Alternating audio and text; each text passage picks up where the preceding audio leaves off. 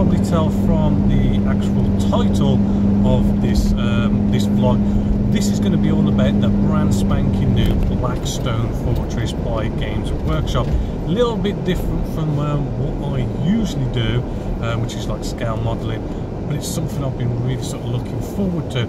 Just want to give a quick shout out to Battleground Gaming, nice new sort of online store, which is actually rather good. It's battlegroundgaming.co.uk, and there they really just specialise in anything and everything Games Workshop. And not only that, they are like 20 to 20+% off the RRP, which is what makes them sort of stand out from the rest of the crowd, in which I do like about them. And I know the bloke who works there, so I know he's a nice genuine bloke who's selling Games Workshop stuff. So I just want to give them a shout out to sort of let you know of a good online store to go check out. So I'm actually on my way there now to go pick up my Blackstone Fortress.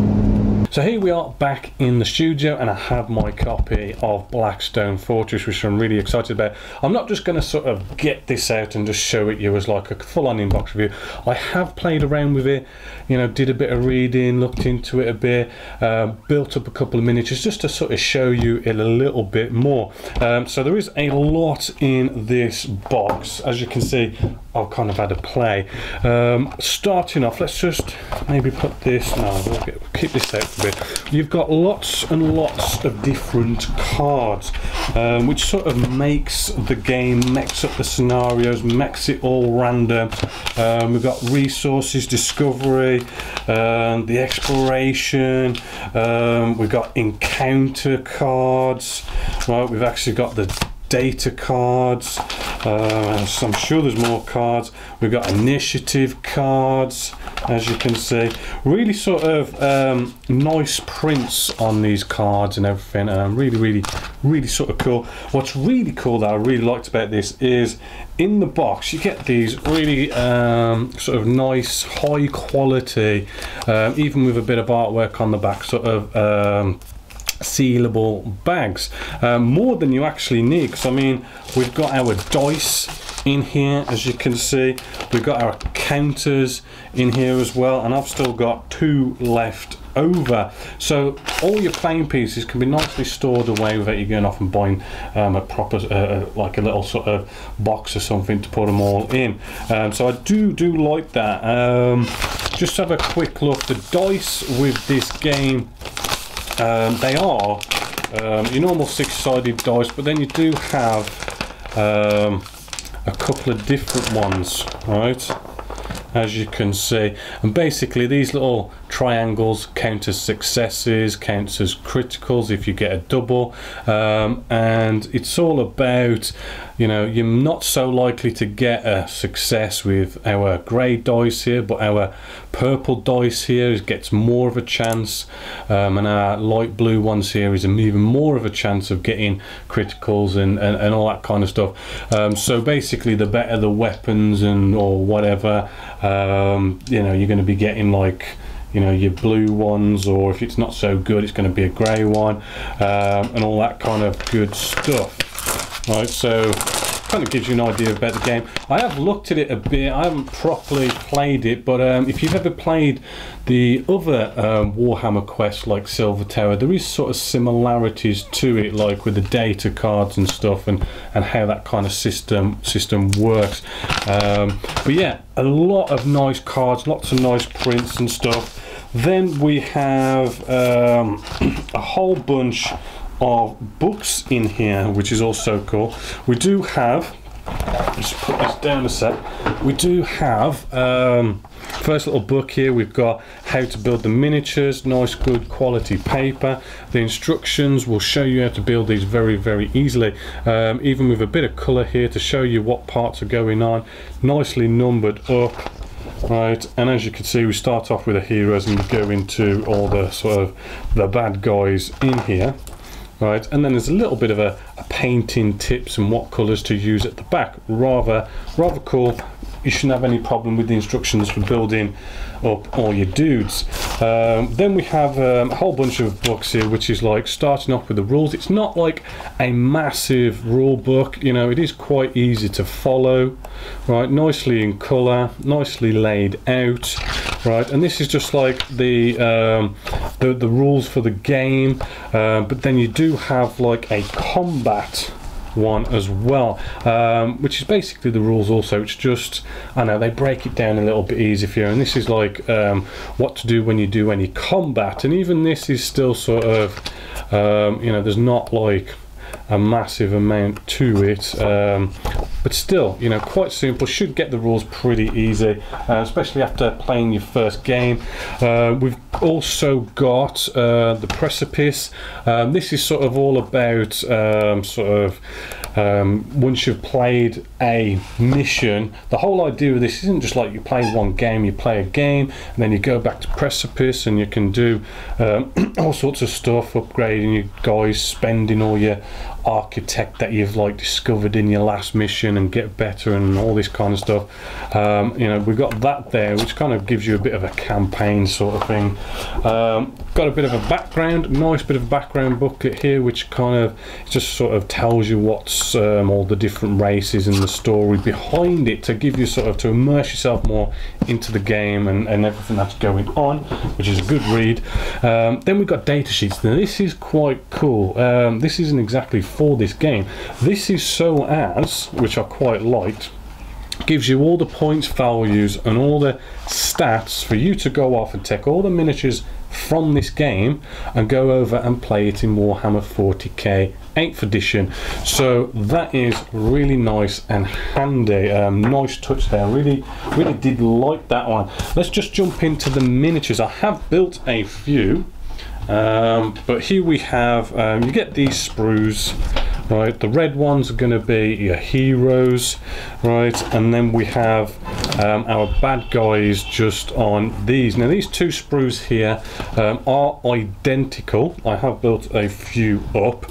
This one I haven't. Right, so if we kind of maybe bring you in, we could sort of have a closer look at these sprues. We've got some, you know, traitor Cadian Imperial Guard just here. I do like these. Looking at the detail, we've got some chainmail on here. You know, you can see it nicely. You know, it is looking rather crisp. I mean, you know, there's a tiny bit of a seam line going around. I have found that some of them, I mean, some of them, you know, you've got a bit of a seam line to sort out. Some of them are so damn good, you don't have to do the seam line, which is, you know, nice. I find it's on the red ones, they seem to have like some of them, it just depends, and then there's different parts of this big sprue here which makes it almost like you haven't got to cut away the seam lines, which is nice. But there are some on there, but there's not like any bad ones on there. You could see the weapons detail nicely and everything. We've got chain swords here, and also all sorts of goodies going on here. The faces, I mean, you know, we've got a little beastman just here. We can clearly see his eyes and mouth and nose. He's even got like a nose ring in there also. Nice horn detail. It's all really good. I mean, we've got a face mask with one of these guardsmen here. You can sort of see all that. Grenades, smoke grenades, well detailed, and how they go together as well is rather cool. I mean, I think they're all basically, or you could almost clip fit them together.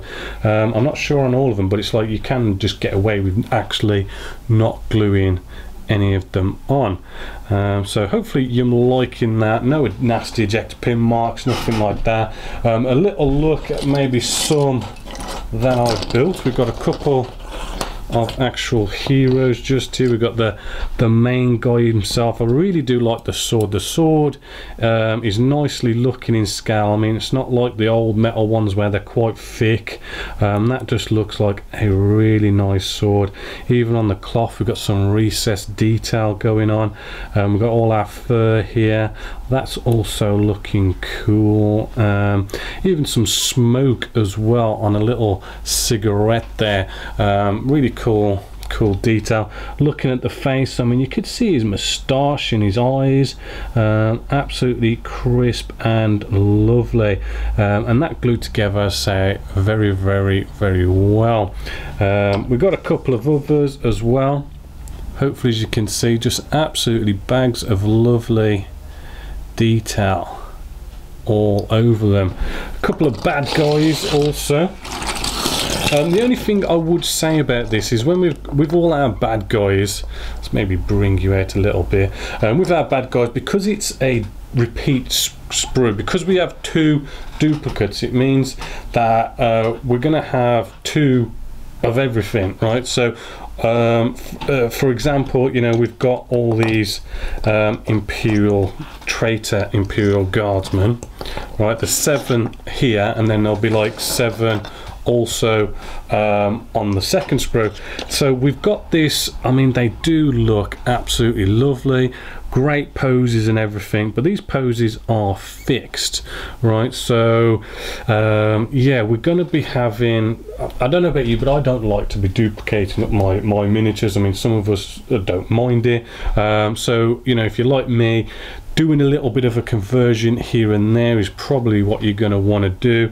You can do simple things here. I mean, just simply going off and taking our 2 guardsmen here, we could easily, no real major skill or anything like that involved, just, you know, cut off his club, cut off his like machete type thing, and swap them round. It's a little detail, but it just kind of, you know, changes things. And then as when it comes to like kind of changing sort of like a pose the easiest way possible, just also, I mean, we've got this spike here. On the second one, we could cut that spike off, right? And like this dude here, you know, he's, you know, the big feature on this guy is he's got all these spikes on his back.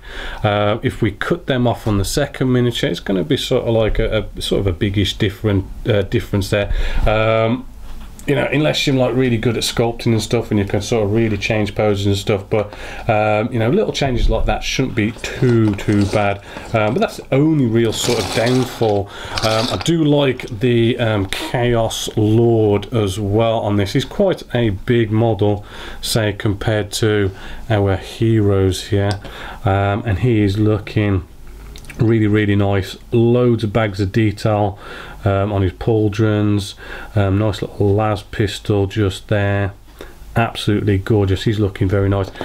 We have our Space Marine here also. Again, you know, it's a, you know, you're gonna have 2 looking the same, but you do get 2 different heads. This is the only one where you get something that's a little bit different. So you got 2 different heads to pick from to make them look a little bit different. So yeah, I mean, you know, big thumbs up for all the miniatures. The miniatures are really nice, apart from, as I say, you get that double up, but yeah, you get a hell of a lot of miniatures for your money. By the way, I mean, this kit is going to put you back from where was it? It was about £72, right? And that was from what was it, Battleground Gaming.uk.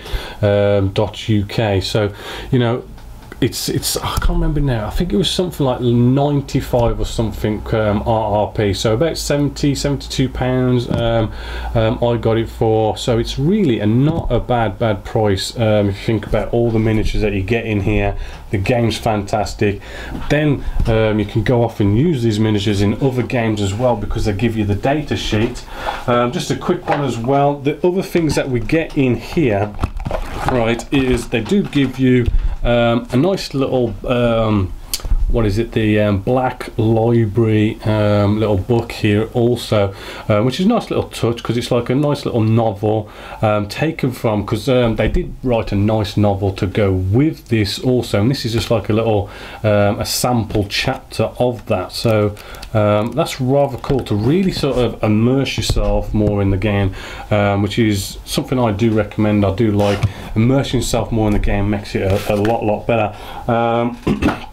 Also, we've then got this little thing here. This is rather cool. It's a hidden vault envelope, right? It's been sealed, and it does say do not open until the hidden vault quest has been completed.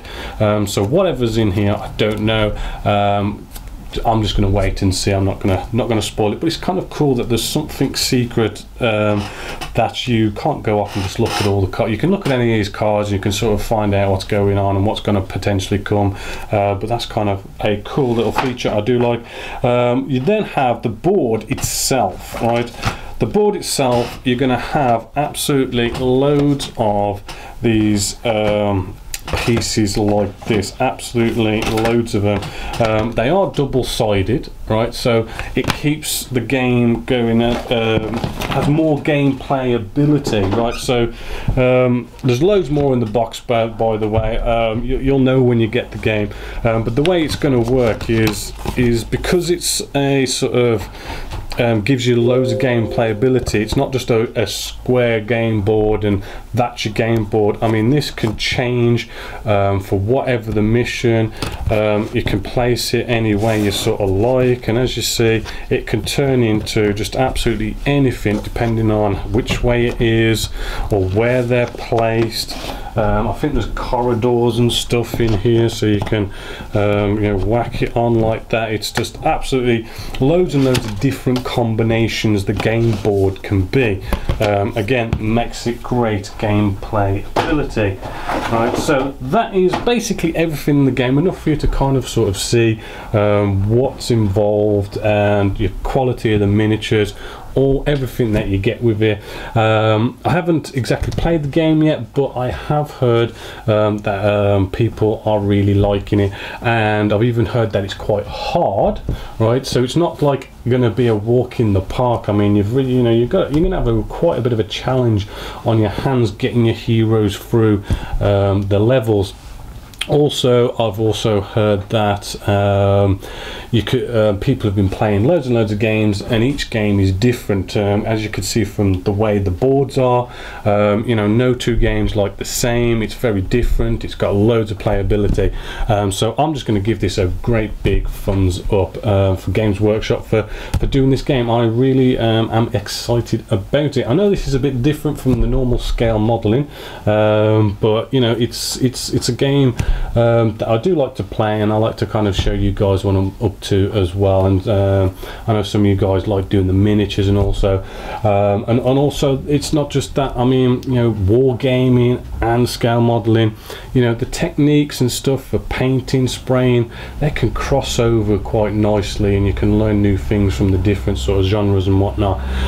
But yeah, absolutely cracking game. Big thumbs up.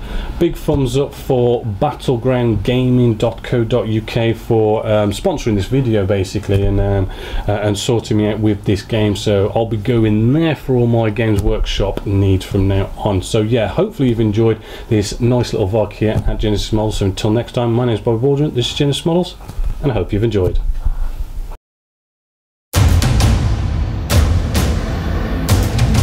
We'll be right back.